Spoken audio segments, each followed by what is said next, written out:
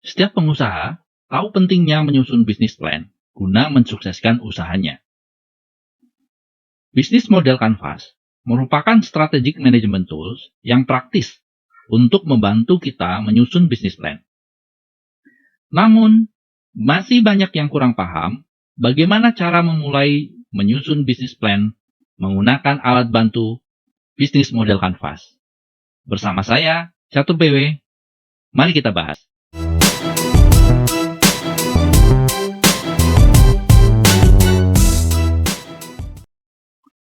Seperti kita ketahui, bisnis model Canvas terdiri dari 9 blok building yang saling berkaitan. Pertanyaan yang sering muncul ketika pertama kali kita akan membuat bisnis model Canvas adalah, kita harus mulai dari blok yang mana? Sebenarnya, tidak ada jawaban yang pasti. Kita dapat memulai dari blok manapun tergantung kebutuhan dari bisnis kita. Namun, bagi saya, dalam merancang rencana bisnis, tentunya akan lebih baik jika kita memulai dari produk value proposition kita atau dari customer segmen kita. Berikut ini tips memulai menyusun bisnis model Canvas bagi bisnis Anda untuk menentukan mulai dari customer dulu atau value proposition dulu. Mulailah dari customer segmen dahulu jika kita sudah memiliki gagasan yang tepat tentang value proposition dari produk kita. Kita sudah tahu jelas tentang keunggulan produk kita, uniqueness produk kita, jika dibandingkan dengan kompetitor lain. Selanjutnya, mungkin kita ingin mentargetkan audiens baru dengan produk atau layanan yang sudah ada. Ini sering terjadi ketika kita ingin mengembangkan bisnis yang sudah ada. Selanjutnya, segmen pelanggan yang ada dalam pikiran kita mungkin terlalu luas atau bahkan terlalu sempit. Gampang aja, misal kita tanya, sebenarnya siapa sih yang mendapatkan keuntungan dari produk atau servis kita?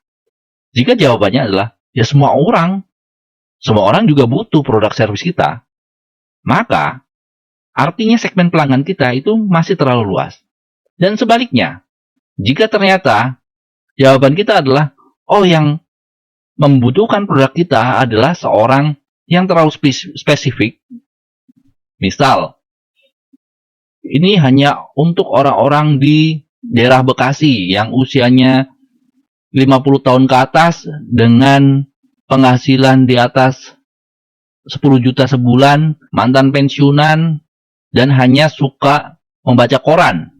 Hal ini terlalu sempit. Customer segmen yang terlalu sempit tadi dikhawatirkan malah membuat bisnis kita menjadi kurang layak karena marketnya masih kurang luas. Secara bisnis, market tadi kurang bisa membantu bisnis kita untuk berkembang. Mulailah dari value proposition. Jika Anda sudah memiliki gagasan yang tepat tentang segmen pelanggan Anda sudah tahu pasti bahwa pelanggan Anda punya persona seperti ini, segmentasinya adalah ini, dan itulah pelanggan yang kita akan target. Anda mungkin sudah punya value proposition, namun sama persis dengan kompetitor. Nah, ini menarik. Anda sudah tahu value proposition yang disukai sama pelanggan. Namun karena sama dengan kompetitor, maka akan perlu adanya upgrade atau mungkin ditambahin unique proposition, unique differentiation. Jadi pembedanya dengan kompetitor yang lain. Value proposition Anda mungkin tidak terlalu jelas. Ini sering terjadi biasanya pada saat kita menemukan teknologi yang sangat keren nih. Teknologi ini akan mensupport bisnis kita. Tapi sebenarnya kita belum tahu nih, ini teknologi ini harus bisa diapain nih untuk mensupport bisnis kita. Bisa menghasilkan value yang seperti apa? Itu masih belum paham kita. Walaupun teknologinya itu sangat keren.